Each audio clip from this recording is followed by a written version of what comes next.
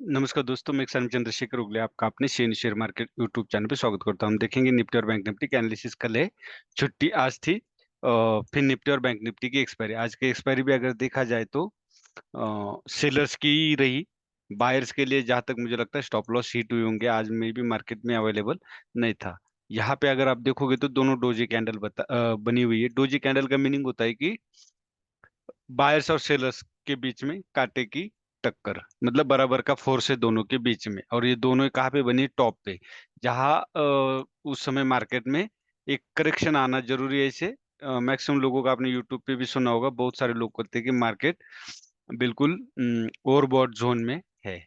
लेकिन वनडे का अगर आप यहाँ देखोगे तो 76 के आसपास आरएसआई है।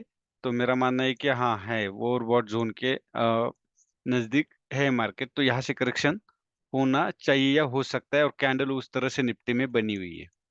अब ये हो गया हमारा कैंडल का मीनिंग। अब या आवरली में, सॉरी डेली में अगर आप यहाँ देखते हो, ये यहाँ का जो लो है वो है 24,529। अगर ये ब्रेक होता है तो आपको सपोर्ट तुरंत 24,470 का है, क्योंकि यह प्रीवियसली जो टॉप बना था उसको ब्रेक किया है इस कैंडल ने। तो ये सपोर्ट बनेगा। अगर 24,470 ब्रेक होगा तो फिर जहां से बायर्स एक्टिव हुए थे वो पॉइंट है 24,145। फिर वहां से अगर ब्रेक होता है तो फिर मैं कहता हूँ आपको 23,335 देखने को मिल सकता है। अब ये आवरली में हम देखेंगे। हमें जब भी ट्रेडर्स बनना है, इन्वेस्टर बनना है, तो टेक्निकल एनालिसिस आना बेहद जरूरी है। अब टेक्निकल एनालिसिस में मैं ये कहूंगा कि ये दो पॉइंट जहां से बायर्स एक्टिव हुए थे, ये दो पॉइंट को अगर हम कनेक्ट करते हैं तो यहाँ से अगर मार्केट आता है तो यह इस लाइन का सपोर्ट लेने के लिए मार्केट आ सकता है, अगर करेक्शन आता है तो। अब जहां आज का सपोर्ट था 24,587, ये अगर कल ब्रेक होता है, कल मतलब गुरुवार के दिन अगर ये ब्रेक होता है तो हमें सबसे पहले 24,470 का सपोर्ट मिलेगा। उसके बाद फिर ये ट्रेंड लाइन का सपोर्ट लेने के लिए मार्केट आएगा, और यहाँ से एक बाउंस मारेगा। जब भी नीचे जाना हो तब भी मार्केट अपसाइड जाएगा ही जाएगा। क्यों? ये दो बार ही मार्केट सपोर्ट ले चुका है, तो तीसरी बार में भी ये सपोर्ट लेगा ही लेगा। 99%, मैं कोई 100% दावा नहीं करता हूँ। ये हो गया 24,587, और अपसाइड 24,600। इस बार आज भी निफ्टी ने एक 35 पॉइंट प्रीवियस हाई को ब्रेक करते हुए 35 पॉइंट का एक नया हाई बनाया है, 24,665 का। ये हो गया। अब हम 5 मिनट में देखेंगे कि हमारा ट्रेड कहाँ बनता है, क्योंकि सबसे बड़ी बात यह है कि इंट्री एग्जिट बेहद जरूरी है। इंट्राडे में आप चाहे कम पॉइंट पकड़ लो या ज्यादा पॉइंट पकड़ लो, आपको एंट्री एग्जिट आना बेहद जरूरी है। उसी हिसाब से एंट्री एग्जिट आपको 5 मिनट में सीखना चाहिए। यहाँ पे अगर आप यहाँ देखते हो, आज का क्लोजिंग था, गैप अप ओपन हुआ। आप यहाँ देख सकते हो कितनी बड़ी ये स्टार कैंडल बनी है जिसको हम लॉन्ग लेग स्टार कैंडल कहते हैं। तो यहाँ अगर हम लाइन चार्ट लगाते तो आपको क्या नजर आएगा? ये देखो यहाँ पे, ये जो है ये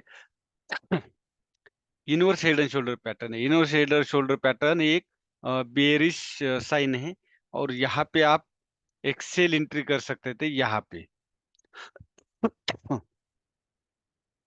अब हम कैंडल की तरफ चलते हैं कि यहाँ पे आप कैसे सेल एंट्री कर सकते थे। अभी ये देखो, ये जो कैंडल बनी है इसके नीचे आप सेल कर सकते थे, और इसके ऊपर ये जो ग्रीन कैंडल है इसके ऊपर आपका स्टॉप लॉस था। बस यही एक ट्रेड निफ्टी, सॉरी, एक ट्रेड आप यहाँ पे भी रिस्क ले सकते थे। क्यों? क्योंकि यहाँ बार बार सेलर्स एक्टिव हो रहे थे। तो आप यहाँ पे भी एक ट्रेड ले सकते थे, क्योंकि यह ऑलरेडी ट्विजर टॉप बन चुका था। ये देखो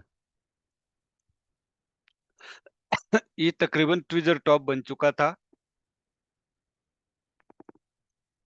तो यहाँ का एक ब्रेकआउट देने के बाद ये पुल बैक था, और यहाँ यम पैटर्न बना था। तो आप इसके नीचे सेल कर सकते थे। एक ट्रेड यहाँ पे था, सेकंड ट्रेड आपका इस कैंडल के नीचे था। क्यों? क्योंकि ये जो हेड एंड शोल्डर ब्रेक होने के बाद का एक पुल बैक था।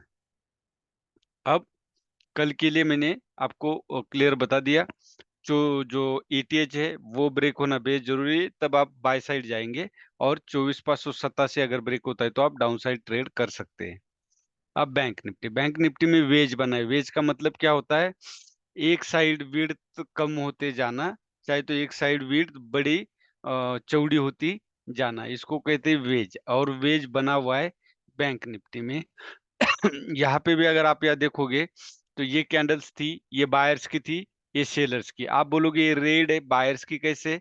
तो इसके पीछे का लॉजिक ये है कि ये रेड कैंडल थी। मार्केट शुरू में इसमें बायर्स का प्रेशर था, लेकिन क्लोज होते होते सेलर्स का प्रेशर था, क्लोज होते होते सेलर बायर्स आए और इसको अप साइड क्लोजिंग दी। इसलिए ये कैंडल बायर्स की बोल सकते हैं, क्योंकि जो वीक है ये बहुत बड़ी है। अब यहाँ देखोगे तो ये बायर्स थे शुरू में, एंट्री अप साइड ले गए, सेलर्स आए, इसको डाउन कर दिया। तो ये अप साइड जो वीक है ये क्या बता रहे हैं? सेलर्स सेलर्स की कैंडल है। तो अब 52,800 इसका जो हाई है 52,800, ये ब्रेक होना होना बेहद जरूरी है। कैंडल्स को हमेशा बायर्स और सेलर्स के नजरिए से देखना जरूरी है। अगर आप ये देखना शुरू करोगे तो आपको पता चलेगा कि मार्केट में एंट्री एग्जिट किस तरह करनी है, कब करनी है, सपोर्ट रेजिस्टेंस किस तरह निकालना है।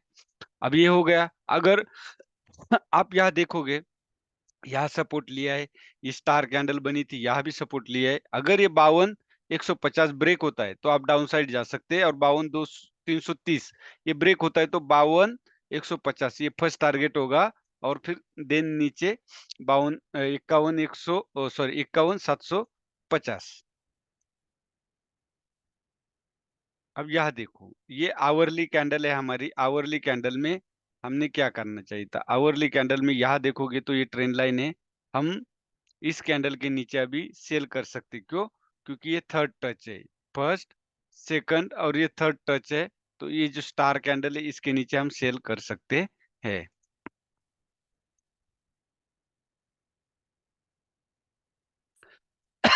5 मिनट में अगर आप यहाँ देखते हो तो एक ट्रेंड लाइन बनी, इस ट्रेंड लाइन को और ये एक सपोर्टिंग ये ट्रेंड लाइन है। ये दोनों ट्रेंड लाइन जब ब्रेक होगी तो आपको 52,330 के नीचे सेल करना है। और अप साइड ये ट्रेंड लाइन जो आई है ये 4 बार टच कर चुकी है। अगर ये पॉइंट 52,500 ब्रेक होता है, ये देखो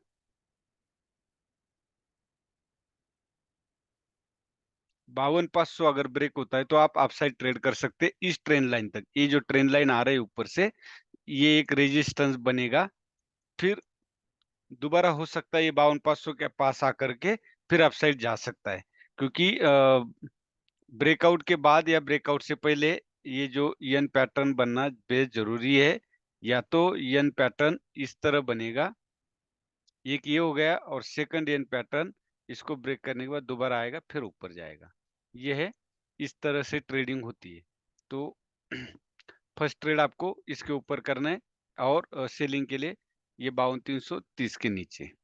ये हो गया आपका बैंक निफ्टी का ट्रेडिंग। और अभी थोड़ा सा बजट है तो न्यू एंट्री के लिए वेट करना सही रहेगा। क्योंकि बजट में ये पता नहीं कौन से सेक्टर के लिए क्या मिलने वाला है। तो इसी हिसाब से अगर अपने पास पैसा रहेगा तो बजट के बाद भी आप एंट्री कर सकते हैं। मार्केट कहीं जाने वाला नहीं है, लेकिन पैसा अगर हमारा गया तो फिर दोबारा मुश्किल है एंट्री करना। तो यही है आज का एनालिसिस। वीडियो अच्छा लगे तो लाइक शेयर और सब्सक्राइब जरूर कीजिए। धन्यवाद। जय हिंद, जय भारत।